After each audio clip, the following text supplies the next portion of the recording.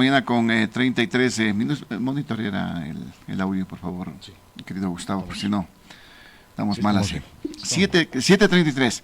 Bueno, hablamos de la situación judicial, de lo que pasa en este momento en el país, en donde los temas ya se evidencian, ¿ven?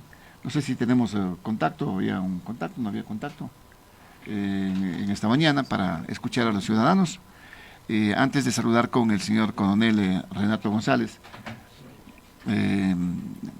para hablar sobre el tema del ISPOL, del caso ISPOL, que cada vez se van conociendo cosas más, oigan, que a uno le admiran, sinceramente, de lo que pasó con el ISPOL y cómo se llevaron la plata.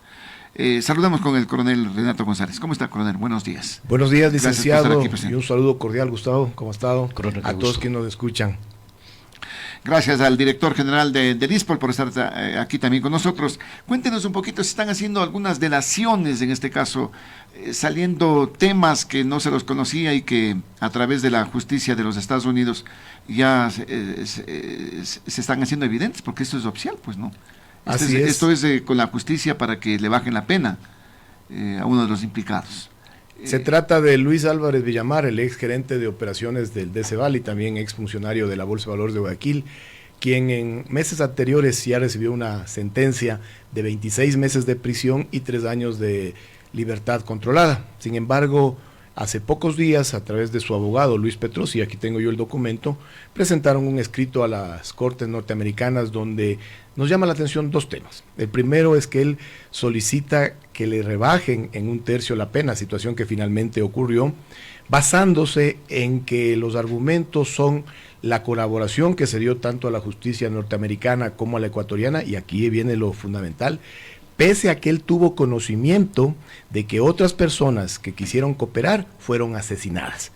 Y eso es lo lamentable, eso es lo grave, eso es lo que termina de configurar esta terrible estela de crimen organizado. ¿Cómo es esto de que hubieron asesinatos en este aspecto? En el texto que yo tengo aquí, en la parte final, claro que está en inglés, pero es fácilmente comprensible, el señor Álvarez Villamar le menciona a la justicia norteamericana que su información, que sus delaciones permitieron identificar a co-conspiradores, incluyendo a oficiales de altos rangos de la Policía Nacional, situación que también a nosotros nos interesa conocer, si aparte de los que ya están siendo procesados aquí en Ecuador, tendríamos otros potenciales sospechosos o responsables. Pero además él menciona que su información sirvió para la preparación del proceso de extradición de Jorge Chérez, para que Luzuriaga colabore con la justicia norteamericana, y en la parte final él habla de que ha colaborado pese a que tuvo conocimiento de que otras personas que intentaron esa colaboración recibieron amenazas y otras fueron asesinadas. Entonces, ahí estamos hablando ya de toda esta estela que nosotros siempre manifestábamos, crimen organizado, político, económico, grave, transnacional. Pues, hubieron también ya asesinados, gente que estaba involucrada. Sí, quisiéramos saber, nosotros a través de Fiscalía General vamos a solicitar que se active una nueva asistencia penal internacional, porque ¿qué es lo preocupante? Uno puede pensar, situación que en Estados Unidos no ocurre, que esto inclusive fue como para ponerle color a la solicitud. Sin embargo, como fue aceptada la reducción de la sentencia, ¿qué implica? Que esto es información, en primer lugar, verificada y en segundo lugar, validada por los jueces norteamericanos. Es decir, estos datos deben ser traídos allí a no los se puede mentir, nacionales. pues. Allá no se puede mentir, exactamente. Le redujeron a 6 meses de prisión al señor Álvarez, a 6 meses de arresto domiciliario y luego a 2 años y medio de libertad controlada. Entonces, fue efectivo el escrito que él presentó y entendemos la información correspondiente fue verificada. Si es que le han reducido esa sentencia, entonces es certero. Así es. Es la verdad lo que está contando este señor. Esto es lo que debe llamarnos la atención y la preocupación de las autoridades judiciales ecuatorianas. Esta es información valiosísima que hay que rescatarla de la manera formal que corresponde, es decir, a través de la asistencia penal internacional, siguiendo la cadena de custodio, pero hay que traerla a los procesos investigativos que todavía están en marcha en el Ecuador. ¿Esto podría determinar, como usted decía, que otra gente está involucrada en el tema? Lo que nosotros siempre hemos dicho, ¿se acuerda que hablábamos de la verdad histórica y de la verdad procesal y de la distancia que existe entre una y otra? Es la realidad. ¿Qué sucede? Que la gente tiende a pensar que la figura central es del señor Jorge Cherres Sí, Miño. claro. Y nosotros siempre hemos manifestado que él es un títere más de otros titiriteros que están pasando en la clandestinidad, que como en todos los casos de corrupción tratan de que no queden cabos sueltos e inclusive recurren a los asesinatos a efectos de tapar bocas. En virtud de eso, es muy importante que se active nuevamente este canal formal de solicitud de información en la vía penal, que se puedan incorporar estos datos a las investigaciones que están en curso y que finalmente se llegue a la mayor cantidad de responsables. Sabemos que no se va a lograr identificar y sancionar a todos, pero sí hay que procurar que los sancionados sean inclusive de las altas esferas de carácter político. ¿Qué se podría determinar en este caso? ¿No solamente políticos, sino también de la policía? Claro. ¿Habrían más involucrados? Sí, nosotros tenemos presunciones, porque no tenemos aún esta información disponible, no hemos sido parte del proceso, pero tenemos presunciones de que existan otros oficiales que ya están en servicio pasivo, que en su momento participaron de estas operaciones irregulares y que llegaron a altísimos cargos, ¿no? Entonces, eso hay que demostrarlo, pero a través de estas cooperaciones van a ser importantes, porque Álvarez Villamar dice que su delación sirvió para identificar a altos rangos de la Policía Nacional. Entonces entendería yo que son coroneles, son generales, que nos interesa porque todavía está por juzgarse en plenitud en el Ecuador. Recordemos que en Estados Unidos ya existen los dos sentenciados autores confesos, Álvarez y Luzuriaga, de haber recibido 4.1 millones de dólares en sobornos de Cherres. En el Ecuador, lastimosamente, 3 años después, ni siquiera hemos llegado a una etapa de juicio. Solamente estamos en audiencias de evaluación y preparatoria de juicio que constantemente tienen una serie de dilataciones, como usted bien lo manifestó al doctor Rubén Aguirre. Esta semana nada más, licenciado, acabamos de tener un nuevo capítulo. Pese a que la audiencia fue convocada con 3 meses de antelación, el 25 de abril, ¿y cuál fue el argumento en ese entonces? A la defensa del señor Carlos Calvo Cox se incluyó un doctor Sigüenza, y el doctor dijo conocer el estado en el que se había llevado la defensa hasta ese punto, que no iba a solicitar ninguna nulidad, pero que requería un tiempo prudencial para prepararse para continuar la defensa. La jueza Irene Pérez, a mi criterio exagerando el garantismo constitucional, le permitió 3 meses para que se prepare. Pasan las semanas y la anterior semana, el día jueves, presenta un escrito que pide la nulidad de la audiencia de evaluación y preparatoria de juicio. Es decir, lo que dijo que no iba a hacer, lo terminó haciendo. Eso el día el día lunes, que tenía que reinstalarse, fue abordado alrededor de 80 minutos en que el abogado planteaba que volvamos a cero, los otros abogados que se sincronizan, porque son muy orgánicos en ese sentido, aunque ellos dicen somos independientes cada uno, no es verdad. Aquí de los 10 procesados, una defensa técnica presenta la propuesta X y los 9 le apoyan, porque de eso se trata, ¿no? Entonces los otros abogados también plegaban a la jueza que suspenda, que es inconstitucional, que esto va a haber nulidades. Por primera vez vimos firmeza en la jueza Irene Pérez, no les dio paso a esta pretendida intención que era barbaridad, porque mañana otro abogado se sumaba a una defensa y teníamos que retrotraerle a cero la audiencia, que ya lleva varios meses. Se instaló la audiencia, licenciado. Avanzó el lunes y el martes en aparente normalidad. ¿Sabe qué sucedió el martes? ¿Qué le puedo decir? Indolente juez nacional, el doctor Mauricio Vallardo Espinosa, lo digo con nombre y apellido, usted debe estar acá al lado en su oficina, que está juzgando el caso Sinohidro. Le manda una disposición a la jueza, pese a que él tuvo conocimiento que esta audiencia estaba convocada con 3 meses de antelación. Estamos hablando del caso Sinohidro de potenciales cohechos por 70 millones de dólares. Parece 40, que ahí se levantaron medidas cautelares, sí, ¿no? En el caso Sinohidro. Correcto. Entonces manda una disposición y dice, como algunos de los abogados son coincidentes con mi caso, usted suspenda la audiencia del caso Ispol y de aquí quedan convocados para la audiencia de medidas cautelares, que hasta eso era precedente, tiene prioridad, porque medidas cautelares estábamos hablando de las personas, ¿ya? Pero no había problema que esa audiencia se dé ayer, de 14 a 18 horas inclusive podía durar, pero no suspenda los otros días de audiencia bajo el argumento de que como está por cerrarse la instrucción fiscal, tienen que estar presentes los abogados para las versiones de los procesados. No es que tienen un solo abogado, son equipos completos de abogados. En las versiones puede estar presente un abogado y como coinciden con abogados del caso del caso Ispol, los abogados podían estar divididos y de eso se trata. Por eso contratan bufetes completos. Pero mire cómo actúa la Corte Nacional, la máxima instancia, con esta indolencia para un caso de connotación social como es el ISPOL, que afecta a 90,000 familias y que le dan prioridad a un caso que está en instrucción fiscal y no a este que ya estamos en audiencia de evaluación y preparatorio de juicio. En el caso de Luis Álvarez Villamar, coronel, ¿qué pasa con la plata que recibió de Cherres? Él asumió haber recibido alrededor de 2.6 millones de dólares. Esos recursos están confiscados por la justicia norteamericana. Nosotros ya les hemos... ¿Eso ha comprobado, coronel, que recibió estos 2 millones? Sí, claro, sí, eso Se está hablan de 3 confiscado. millones. Eso está confiscado. Lo que pasa es que Luis Álvarez recibió 2.6 millones y la diferencia la recibió John Luzuriaga. Entonces, por eso se constituye un total de 4.1 millones de dólares. Están confiscados por las norteamericanas. Con ellos no hay medias tintas, ¿no? ¿Qué procuraremos en el futuro? A través de acciones judiciales que son complicadas porque no estuvimos en ese proceso desde el inicio, no teníamos abogados, pero lo peor que podemos hacer es no intentar, procuraremos que esos recursos en un momento determinado regresen a las arcas del ISPOL. ¿Dónde está ese dinero? En Estados Unidos, en varios activos. Recordemos que además tenemos un compromiso de continuar con la recuperación. En meses anteriores ya les hablábamos que se logró recuperarle de la corrupción 341 millones de dólares para el conglomerado policial, que es un precedente histórico nacional e internacional, pero que no nos satisface para nada. Continuaremos. En Estados Unidos hay 125 millones de dólares confiscados en el Safra Bank. El Citibank Nueva York también ha reconocido que tiene 21 millones de dólares unilateralmente retenidos. Nosotros les dijimos inclusive, ya devuélvanos. Ellos en una estrategia dilatoria también pretenden mantener todavía esos recursos porque nos hicieron una propuesta. Entregarnos esos 21 millones de dólares y hablar de una pequeña indemnización de 10 millones de dólares, algo inconcebible. Al ISPOL, en esa operación suave en la que participó el Citibank Nueva York, todavía le falta recuperar un hueco patrimonial cercano a los 185 millones de dólares. Si les quieren dar 10 millones. Imagínense, o sea, realmente vienen en unas actitudes muy locura, audaces, ¿no? En este caso. Nosotros les dijimos, miren, primero tenemos que recuperar contablemente el nivel cero, es decir, esos 185 millones de dólares. Luego, tienen que cancelarnos el costo de los abogados, porque el ISPOL no tiene por qué mermarse en su patrimonio por pagar acciones que no debía estar involucrado. Y después hablar de una indemnización. En nuestro caso, eso lo calculamos tranquilamente en unos 400 o 500 millones de dólares. ¿Por qué?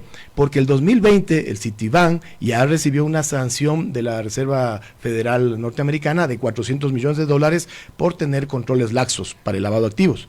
El mismo año en España le impusieron 400 millones de dólares también de multa.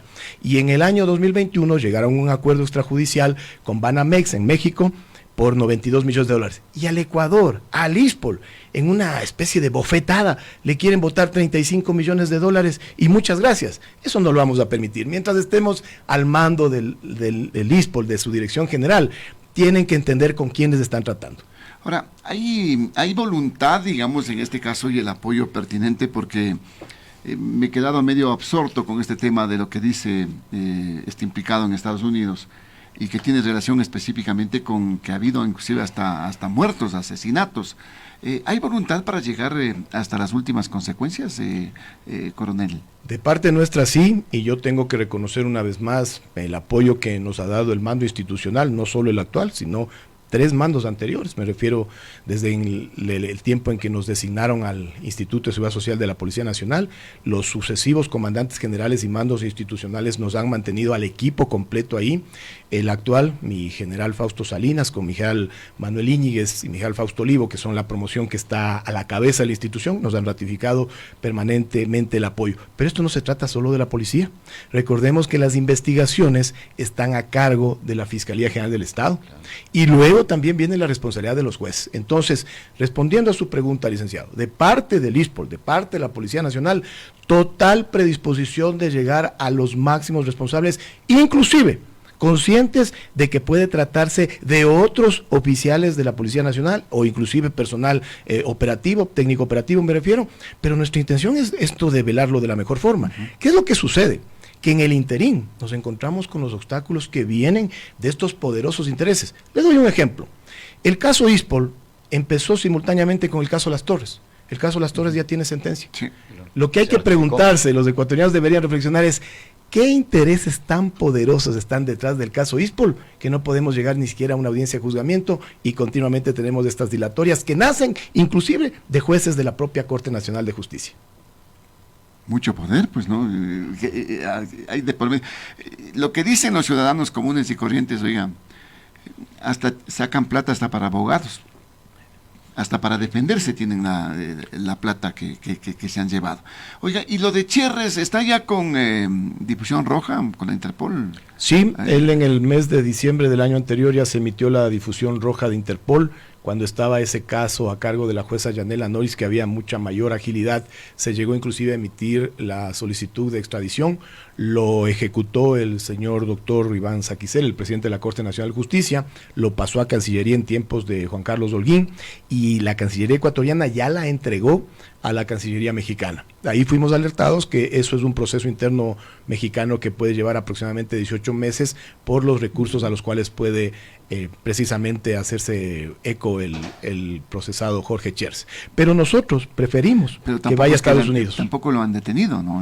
No está detenido, está ubicado, ellos conocen el domicilio, ya se ha entregado documentación a Chers de manera formal, pero como le decía, nosotros preferiríamos que vaya a la justicia norteamericana, donde está declarado prófugo por infracciones a la FCPA, que es la Ley contra Prácticas Corruptas en el Extranjero, por sus siglas en inglés, cumpla sentencia tipo Álvarez y Luzuriaga, y luego de eso le manden a Ecuador. Pero ojalá que no le vayan a dar 6 meses. No, él está con un problema, está declarado prófugo de la justicia norteamericana, entonces él se expone al máximo de la pena, por eso él está muy consciente del riesgo que corre. Pero igual paseándose en Veracruz. Sí, entre Cancún, se mueve también por la Ciudad de México, y además hay que ser claros, o sea, esta estela de crimen organizado transnacional tiene muchos recursos, como usted lo dijo, o sea, contratar abogados penalistas que son carísimos por un periodo que ya supera los 3 años, eso usted no lo puede hacer con una pensión de retiro. Con una pensión de retiro, por más general que sea, se le acaban los recursos en 4 o 5 meses. Un abogado penalista, y lo saben los profesionales del derecho, les cobran altísimas cifras. A ellos les conviene dilatar los procesos, porque mientras más se dilata, cada mes siguen facturando. La pregunta que hay que hacerse es, ¿de dónde salen esos recursos? Usted lo dijo. Ahora, en el Ecuador, en los últimos años, ¿a qué se acostumbraron? A robar, y robar bien, porque robaban grandes cantidades, y de ahí una reserva era para estos contingentes de defensas jurídicas y extrajudiciales. Y el resto están en cuentas en paraísos fiscales, disfrutan tranquilamente, o recurrían inclusive a tarjetas de crédito que tienen origen en cuentas extranjeras, y aquí en los cajeros sacaban diariamente $500. Esa es la realidad. Diariamente. Ahora, coronel, en ese ámbito, lógicamente, esa lucha es una lucha sin cuartel, pues una lucha que no, ojalá que no vaya a terminar hasta cuando se determinen quiénes son los responsables y estén detenidos. Lo fundamental también es recuperar estos recursos, ¿no? Usted ya señalaba, son casi 400 millones que se han recuperado. ¿Qué pasa con el resto? Hay que contar con un factor que siempre lo hemos nosotros destacado, el factor político. Y quiero ser claro y aprovecho sus micrófonos. Estamos en medio de una campaña electoral. Yo no voy a meterme al ámbito político como tal, sino a lo que me interesa a mí como ISPOL, que existe el apoyo del sector político para continuar con estas labores. Miren, con todas las críticas que le puedan hacer al primer mandatario, me refiero al señor Guillermo Lasso Mendoza, en el caso ISPOL, él les deja la vara alta, porque él les deja una recuperación cercana al 40% de lo atracado. La pregunta que yo les hago a los 8 candidatos, realmente a 7. ¿Y por qué a 7? Porque uno de ellos, yo no puedo individualizarlo, pero uno de ellos sí ha manifestado muy frontalmente su apoyo directo a continuar con estas labores, y se ha reunido inclusive con sectores del servicio policial pasivo.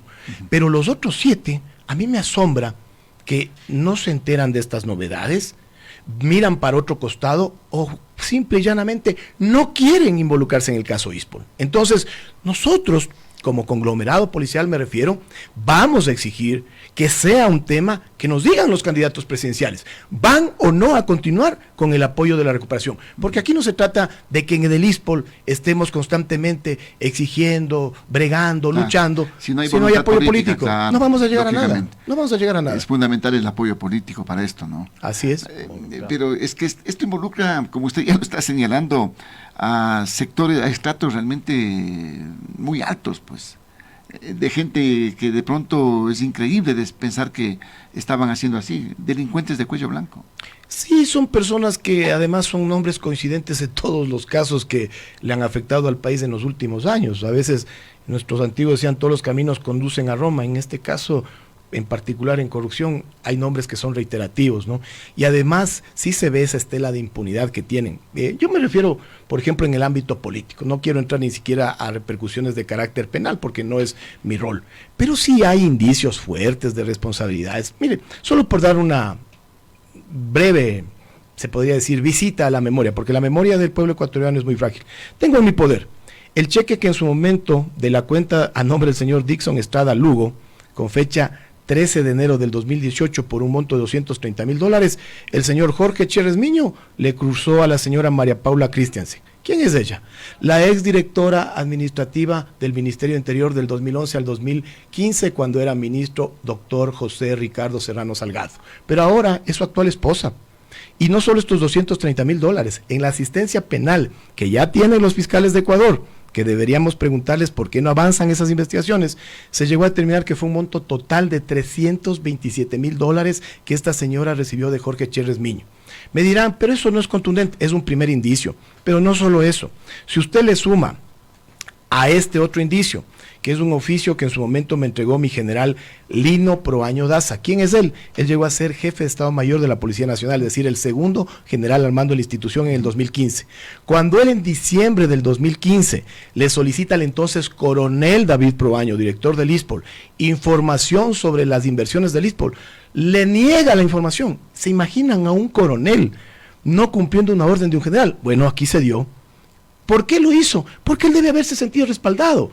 ¿Y qué le sucedió a mi general Lino Proaño Daza, el jefe de Estado Mayor de la Policía Nacional? En su oficio lo dice, permítame dar lectura. Fui llamado al Ministerio del Interior teniendo un altercado con el ministro de ese entonces, doctor José Serrano, el mismo que manifestó que solicitar esa información era atentar contra la estabilidad institucional.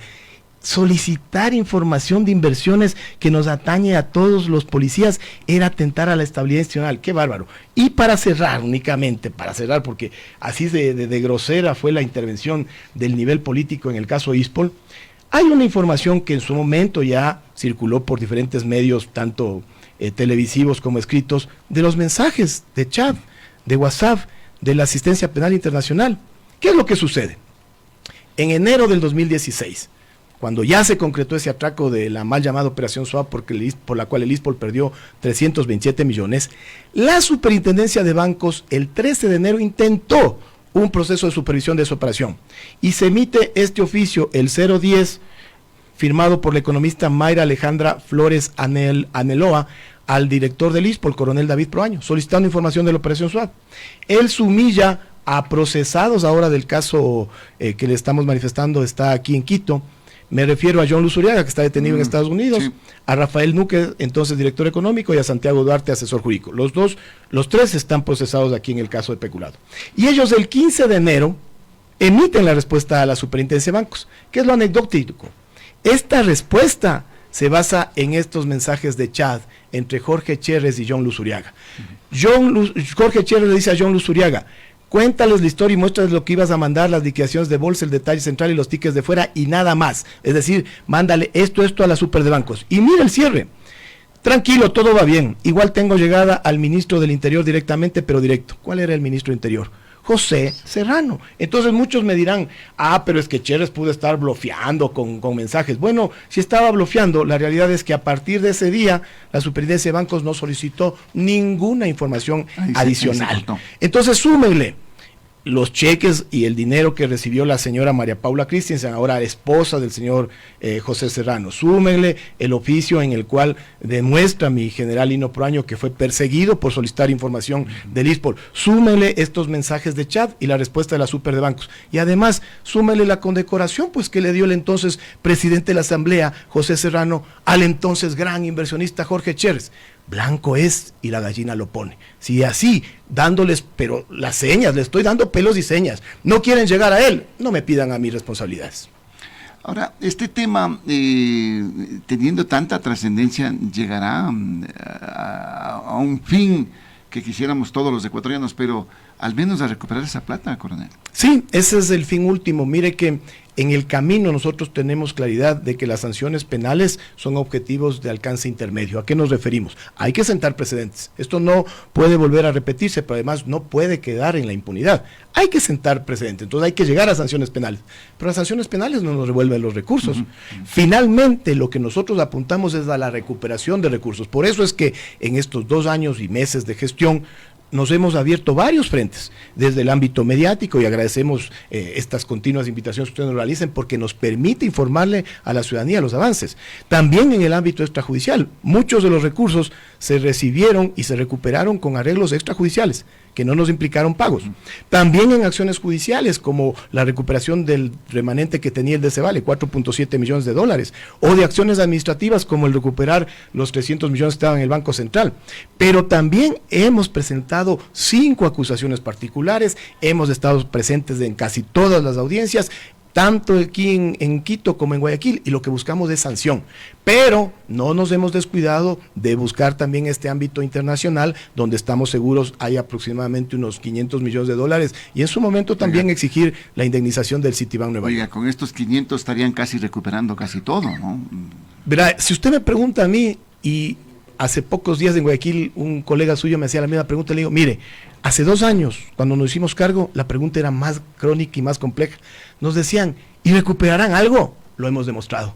Cuando hay pasión, compromiso, decisión y entusiasmo, se suma un montón de voluntades y 341 millones de dólares avalan resultados. Claro que se requirió, eso sí, hay que ser muy específicos. El doctor Rubén Aguirre en un momento determinado le dirá, los abogados dicen, en derecho se deshace como se hace. Aquí pasó lo mismo. Si para recuperar 300 millones de dólares se requirió la voluntad de Presidencia de la República, de Procuraduría General del Estado, tanto del doctor Íñigo Salvador como el doctor Juan Carlos Larrea, la participación del superintendente de Compañías Valor y Seguros, ingeniero Marco López, la receptividad del economista Guillermo Avellán en el Banco Central y del economista inclusive Pablo Arosemena en el Ministerio de Economía y Finanzas, si para que el ISPOL recupere sus recursos legítimos se requirió el concurso de todas esas voluntades, para que le atraquen al ISPOL, también los de esa época. Coronel, realmente admirable su trabajo, ¿no? Y el trabajo que realiza con su equipo y la voluntad que tiene en este caso también el mando policial, porque se recuperen esos recursos que son de todos nuestros policías. Hay que seguir. Sí, hay que seguir, y yo le quiero puntualizar algo. No se trata de Renato González. Varias veces hemos puntualizado que las personas somos descartables, desechables. De hecho, hace pocos meses yo le solicitaba a mi comandante general la posibilidad de hacer relevado. Él me ha ratificado su confianza y me ha pedido que siga en el periodo que corresponde según la ley. La ley actual habla de un periodo de 4 años y además existe la posibilidad de reelección. No es el caso, yo no apunto a eso, pero hasta el último día que a mí me permitan estar en el ISPOL, continuaremos con esta función, pero el éxito realmente, aunque no se lo pueda individualizar inclusive por motivos de seguridad, pero el éxito es de mi equipo, de los que están atrás. Yo soy solamente la cara visible. Es un nivel de riesgo permanente, licenciado, créame, hace pocos días me fue muy doloroso el tener que despedirme de uno de mis escoltas, un muchachito, un cabo primero que se fue a Estados Unidos, me llamó de allá a decirme, llorando, mi coronel, tengo algunas razones personales para tomar esta decisión, voy a salir de la institución, pero la fundamental es la presión de mi familia, porque al ser escolta suyo, yo estoy expuesto a un riesgo mayor. Mire que él prefirió ni siquiera pedir el pase, se fue de la institución. Qué grosera es la presión que someten a quienes les enfrentamos a estos sinvergüenzas, que mi círculo cercano tiene temor, pues. Y claro, yo ¿qué más puedo hacer que desearle lo mejor a ese muchacho? ¿Amenazas de usted, coronel? No se han atrevido conmigo, porque saben que yo soy de los que les puntualiza, que si alguien a mí se atreve a emitirme una amenaza, en ese momento recibe su respuesta. Pero terminan de afectar al círculo cercano. El entonces director general, mi general Jorge Villarruel, que era una persona ya septuagenaria, recibió tal nivel de presión que el estado de salud de él ahora es deplorable. ¿Quién le sucedió? Mi general Juan Carlos Rueda. No duró más allá de 3 meses en el cargo, porque el día que se posesionó, al siguiente ya recibió una glosa de la Contraloría que era de hace 7 años, es decir, inclusive estaba prescrita. Y a los 5 días recibió una notificación para ir a dar versión en la Comisión de la Verdad de la Fiscalía. Me dirán ustedes, son coincidencias. No son coincidencias, son golpecitos que le dan en el hombro a las personas que le enfrentan al crimen organizado para decir, te estás metiendo con nosotros. El crimen organizado nunca viene de frente, tiene cooptaciones en las diferentes instituciones y las utilizan. Coronel, muchísimas gracias por su presencia. Gracias a usted, licenciado, gracias Gustavo y a todos los ecuatorianos. El coronel Renato González, director general del ISPOL, aquí a través de Radio Noticias La Poderosa. Vamos a hacer un pequeño paréntesis y ya volvemos.